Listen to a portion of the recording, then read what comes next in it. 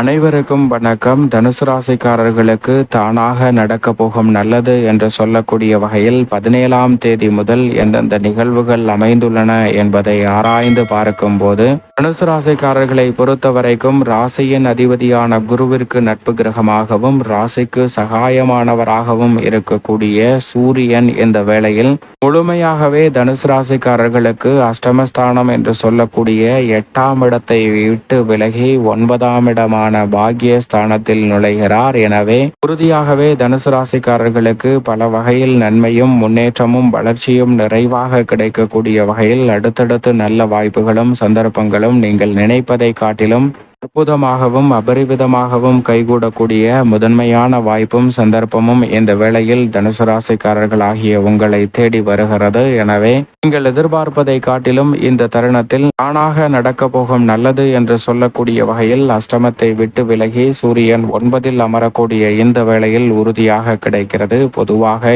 எந்த ஒரு கிரகமும் அஷ்டமத்தில் வலம் வருவது அவ்வளவு சிறப்பான நன்மையையும் முன்னேற்றத்தையும் தராது. அந்த வகையில் பார்க்கும்போது அஷ்டமத்தை விட்டு விலகியிருப்பதால் மிக சிறப்பான வளர்ச்சியும் முன்னேற்ற வாய்ப்பும் கிருஷ்ண கிரகமும் முதன்மை கிரகமும் ஆக இருக்கக்கூடிய சூரியனின் அமைப்பால் தனுசு ராசிக்காரர்கள் நிறைவாக சந்திக்கக்கூடிய முதன்மையான சந்தர்ப்பம் கிடைக்க இருக்கிறது. ஏனென்றால் பொதுவாகவே சூரியனை பொறுத்த வரைக்கும் நவ கிரகங்களில் முதன்மையான கிரகமாக பார்க்கப்படுகிறாருங்க. சூரியன் இல்லை என்றால் நவ கிரகங்களின் ஆற்றல் இல்லை என்று சொல்லக்கூடிய அளவிற்கு நவ கிரகங்களின் இயக்கத்திற்கு மிக முக்கியமானவராக இருப்பவர் சூரியன் தான். அப்படிப்பட்டவர் இந்த வேளையில் அஷ்டமத்தை விட்டு விலகுவது மட்டுமல்லாது 9ஆம் இடத்தில் ஆட்சி பலம் பெறுகிறார்.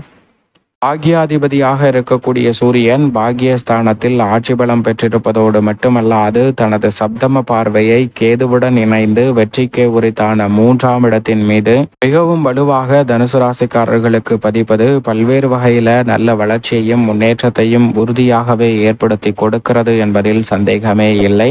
ஏனென்றால் தனுசு ராசிக்காரர்களை பொறுத்த வரைக்கும் ராசியின் அதிபதியான குருவிற்கு பகை கிரகமாகவும் சமகிரகமாகவும் இருக்கக்கூடிய ராகு கேது பகை கிரகமாக பார்க்கிறாருங்க சூரியனுக்கு பகை கிரகமாக இருக்கிறாருங்க கேது. அவர் இந்த வேளையில் சூரியனின் ஆட்சி வீட்டில் அமர்ந்து சிறப்பான நன்மை நிறைந்த வாய்ப்புகளை உருவாக்கி கொடுத்தால் நிச்சயமாக அவை இரட்டிப்பு நன்மையை பெறக்கூடிய வகையில் சூரியன் இந்த தருணத்தில் தனுசு ராசிக்காரர்களுக்கு மாற்றி கொடுக்கிறார். ஆனால் நிழல் கிரகமாக இருக்கக்கூடிய கேதுவால் சிரமம் ஏற்பட்டால் அவற்றிற்கு நேர் எதிராக நின்று சிரமங்களை தவிடுபடியாக்கி வெற்றிக்கு உரித்தான 3ஆம் இடத்தை வலுவாக பார்ப்பதால் எந்த காரியத்தை கையில் எடுத்தாலும் உறுதியாகவே ரெட்டிப்பு வெற்றி என்று சொல்லக்கூடிய வகையில் பல நன்மை நிறைந்த வாய்ப்புகளையும் சந்தர்ப்பங்களையும் குரு பகவானின் நட்பு கிரகமாக இருக்கக்கூடிய சூரியன் ஆட்சி பலம் பெற்றிருப்பதால் உறுதியாகவே இந்த வேளையில் தனுசு ராசிக்காரர்களுக்கு மாற்றி கொடுக்கிறார். அதோடு மட்டுமல்லாது பொதுவாகவே நிழல் கிரகமான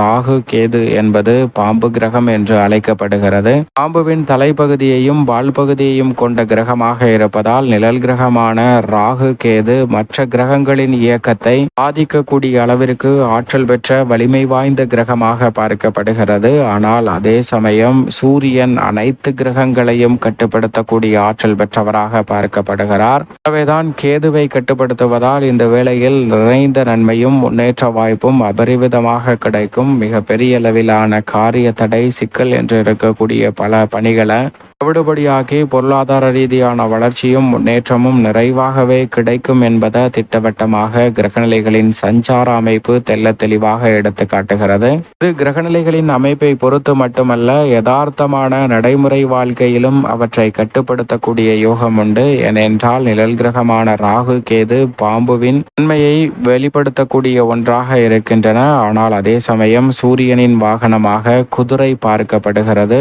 ஒரு குதிரை அல்ல, 7 குதிரை பூட்டிய ரத வாகனம்தான் சூரியனின் வாகனமாக பார்க்கப்படுகிறது. சூரியனின் சாராம்சத்தை குதிரை வெளிப்படுத்தும் போது ராகு கேதுவின் சாராம்சத்தை பாம்பு வெளிப்படுத்துகிறது. இப்படி இயற்கையாகவே இருக்க இந்த 2 அமைப்புகளிலும் முல்லை முள்ளால் தான் எடுக்க வேண்டும், விஷத்தை விஷத்தால் தான் முறிக்க வேண்டும் என்று சொல்லக்கூடிய வகையில் பாம்பு ஒருவரை தீண்டிவிட்டால் இந்த பாம்புவிற்கான விஷத்திற்கான மாற்று மருந்து பாம்புவின் விஷத்தில் இருந்துதான் தயாரிக்கப்படுகிறது என்பதுதான் யதார்த்த யதார்த்தமான உண்மை. அது மட்டுமல்லாது அது எப்படி தயாரிக்கப்படுகிறது என்று பார்க்கும்போது அந்த ஆற்றல் சூரியனிடமிருந்து கட்டுப்படுத்தக்கூடிய வகையில் குதிரையிடம் இருந்துதான் கிடைக்கிறது. ஏனென்றால் பாம்பு ஒருவரை தீண்டிவிட்டால் சில மணி நேரங்களில் அவர் மரணத்தை நோக்கி பயணிக்கக்கூடிய சந்தர்ப்பம் உருவாகலாம். ஆனால் அதை தடுப்பதற்கான எதிர்ப்பு சக்தி கொண்ட மருந்தானது எப்படி தயாரிக்கப்படுகிறது என்றால் விஷத்தால் தான் முறிக்க வேண்டும் என்று சொல்லக்கூடிய வகையில் பாம்புவை பிடித்து அதனிடம் இருக்கக்கூடிய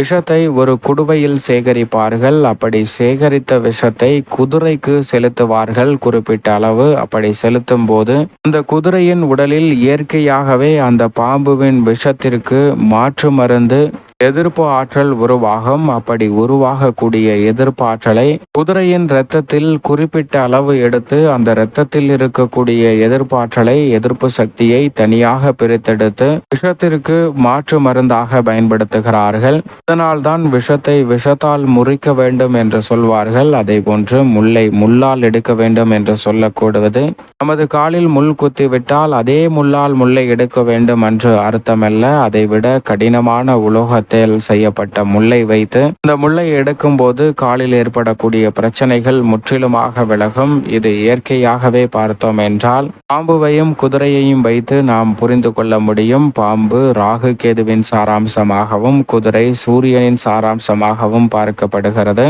பாம்புவின் விஷத்திற்கு மாற்று மருந்து ஒரு குதிரையில் இருந்து கிடைக்கும் போதே எவ்வளவு வீரியம் நிறைந்ததாக இருக்கும். சூரியனின் ஆற்றல் என்பது 7 குதிரையின் அமைப்பை பெற்ற ஒரு அமைப்பாக பார்க்கப்படுகிறது. அப்படி பார்த்தால் 7 மடங்கு அதீதமாக கட்டுப்படுத்தக்கூடிய ஆற்றலும் நிறைந்த நன்மையையும் சூரியன் ஆட்சி பலம் பெற்றிருக்கக்கூடிய இந்த வேளையில் தனுசு ராசிக்காரர்களுக்கு நிறைவாக அள்ளி கொடுக்கிறார். அது மட்டுமல்லாது மிகவும் சாதகமாகவும் தானாக நடக்க போகும் நல்லது என்று சொல்லக்கூடிய வகையில் உறுதியாகவே தனுசு ராசிக்காரர்களுக்கு இந்த வேளையில் அதிகாரம் பெற்ற சூரியன் ஆட்சி பலம் பெற்று 9ஆம் இடமான பாக்கியத்தில் அமர்ந்திருப்பதால் பல வகையில் எதிர்பார்க்கக்கூடிய ஆளுமையும் அதிகாரமும் கொண்ட பதவிகளும் பொறுப்புகளும் உங்களை தேடி வரும். உத்தியோகம், தொழில், கலைத்துறை, அரசியல் துறை என எந்த துறை எந்த பணியாக இருந்தாலும் முடிவுகளை எடுக்கக்கூடிய வகையில் ஆளுமையும் அதிகாரமும் பெற்ற உயர் பதவிகளும் பொறுப்புகளும் உங்களை தேடி வருவதற்கான முதன்மையான யோகம் தனுசு ராசிக்காரர்களாகிய உங்களுக்கு கிடைக்கிறது.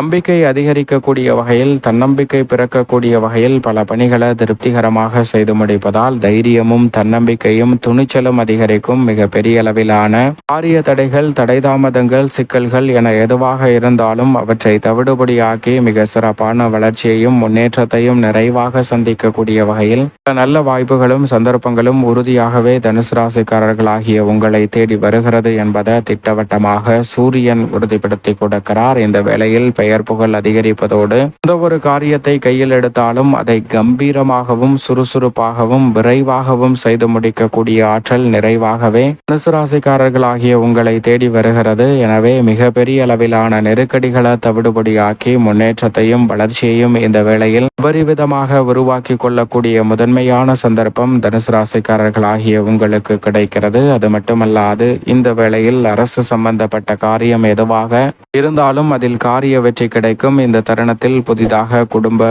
அட்டை விண்ணப்பித்தல், வாக்காளர் அட்டை விண்ணப்பித்தல், கட்டிட அனுமதிக்காக விண்ணப்பித்தல், தொழில் துவங்குவதற்காக விண்ணப்பித்தல் என பல விண்ணப்பங்கள் எதுவாக இருந்தாலும் அவை அனைத்திலும் உறுதியாகவே தனுசு ராசிக்காரர்களுக்கு காரிய வெற்றி விரைவாக கிடைக்கக்கூடிய ஒரு அற்புதமான வேலையாக அமைகிறது என்பதை சூரியன் ஆளுமையும் அதிகாரமும் பெற்றிருக்கக்கூடிய இந்த வேளையில் உறுதிப்படுத்துகிறார். பண வரவு பல வகையில் வரக்கூடிய வகையில் பாக்கியஸ்தானமாகிய 9ஐ வலுப்படுத்துவதால் பல நன்மை நிறைந்த வாய்ப்புகளும் சந்தர்ப்பங்களும் நினைப்பதை காட்டிலும் அற்புதமாக கைகூட போகிறது. திறன்மை மேம்படுவதோடு மட்டுமல்லாது வளர்ச்சியும் முன்னேற்றமும் இந்த தருணத்தில் அபரிவிதமாக கைகூடும். இந்த தருணத்தில் குடும்ப வாழ்க்கை இரட்டிப்பு மகிழ்ச்சியை பெறக்கூடிய வகையில் திருமணம், காதுகுத்து, வளகாப்பு, புதுமனை புகுதல் என பல்வேறு வகையான சுப நிகழ்வுகள் திடீரென கைகூடக்கூடிய வகையில் தானாக நடக்க போகும் நல்லவையாக துரிதமாக கைகூடக்கூடிய சந்தர்ப்பம் நிச்சயமாக கிடைக்கிறது. புதிய முயற்சிகளில் மிக பெரிய அளவிலான வெற்றி வாய்ப்பையும் கேதுவுடன் இணைந்திருப்பதால் புனித பயணங்களை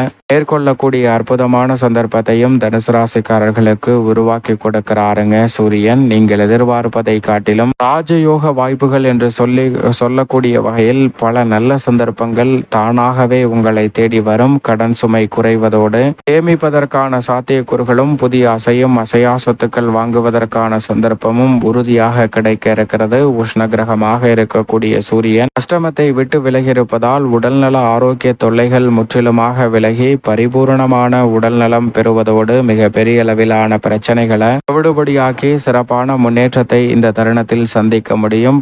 பிள்ளைகளால் பெருமை கிடைக்கக்கூடிய வகையில் நல்ல வாய்ப்புகளும் சந்தர்ப்பங்களும் உங்களை தேடி வரும். சுய தொழில் துவங்கக்கூடிய அற்புதமான வாய்ப்பு தானாகவே உங்களை தேடி வருகிறது. லாபத்தை பல மடங்கு உயர்த்தி கொள்ளக்கூடிய சந்தர்ப்பம் உண்டு. புதிய ஒப்பந்தம் எளிதில் கைகூடும். இப்படி பல நன்மை நிறைந்த வாய்ப்புகளும் சந்தர்ப்பங்களும் உங்களுடைய வாழ்வில் திடீரென தானாக நடக்க போகும் நல்லது என்று சொல்லக்கூடிய வகையில் லாபத்தை அதிகரித்து கொடுக்கும். ஆனால் அதே வேளையில் சற்று சாதகமற்ற அமைப்பாக பார்க்கப்படுவது தொழில் ரீதியாக ஏதேனும் சிக்கல் வரலாம். ஏனென்றால் சூரியன் ஆட்சி பலம் பெற்றிருப்பதால் கோபத்தின் காரணமாக எதிர்பாராத சங்கடங்களை உருவாக்கி கொள்ளக்கூடிய சூழல் உண்டு. எனவே அதுபோன்ற விஷயங்களில் கூடுதல் கவனத்துடன் இருக்க வேண்டும். கோபத்தினால் அவசரப்பட்டு எந்தவிதமான முடிவையும் விரைவாகவும் துரிதமாகவும் எடுக்கக்கூடிய விஷயங்களில் அதிக கவனம் தனுசு ராசிக்காரர்களுக்கு நிச்சயமாக தேவைப்படுகிறது. தனுசு ராசிக்காரர்கள் கோபத்தை கட்டுப்படுத்தினாலே பெரிய அளவிலான பிரச்சனைகள் சூரியன் ஆட்சி பலம் பெற்றிருக்கக்கூடிய இந்த வேளையில் உறுதியாகவே விலகும். அதோடு மட்டுமல்லாது இந்த வேளையில் தனிச்சையாக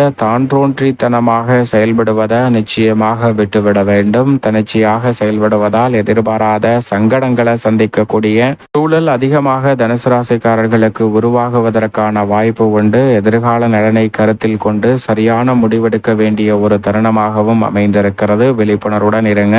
அதே சமயம் அதிகார தோரணையில் இந்த தருணத்தில் பணிகளை மேற்கொள்வதை உறுதியாகவே தவிர்ப்பது நல்லதாக அமையும் என்பதை சூரியன் உறுதிப்படுத்துகிறார். இலக்கை நோக்கி விரைவாக பயணிப்பது, லட்சியத்தை நோக்கி விரைவாக பயணிப்பது தவறில்லை. சிரிக்காமல் கடுகடு சிடு வென்று பணிகளை மேற்கொள்வதை நிச்சயமாக தவிர்க்க வேண்டிய ஒரு தருணமாக தனுசு ராசிக்காரர்களுக்கு அமைந்திருக்கிறது என்பதை சூரியன் ஆட்சி பலம் பெறக்கூடிய இந்த வேளையில் உறுதிப்படுத்துகிறார். இது மட்டுமல்லாது எந்த ஒரு செயலை செய்தாலும் அதில் நான் பிடித்த முயலுக்கு 3 கால் தான் என்று பிடிவாத குணத்துடன் இருப்பதையும் நிச்சயமாக தகர்த்தெறிவது நல்லது. இதனால் குடும்பத்தில் மட்டுமல்ல அனைத்து வகையான பணிகளிலும் இருக்கக்கூடிய பிரச்சனைகள் தவிடுபடியாகி மிக சிறப்பான வளர்ச்சியை நிச்சயம் எதிர்பார்க்கலாம். இதுபோன்ற விஷயங்களில் கூடுதல் கவனத்துடன் இருந்தால் எதிர்கொள்ள வேண்டிய சிக்கல்களை தவிர்த்து தானாக நடக்க போகும் நல்லது என்று சொல்லக்கூடிய வகையில் பல நல்ல வாய்ப்புகளையும் சந்தர்ப்பங்களையும் இந்த வேளையில் இனிமை தரக்கூடிய வகையில் மாற்றிக்கொள்ளக்கூடிய சந்தர்ப்பம் முதன்மையாகவே தனுசு ராசிக்காரர்களுக்கு உண்டு.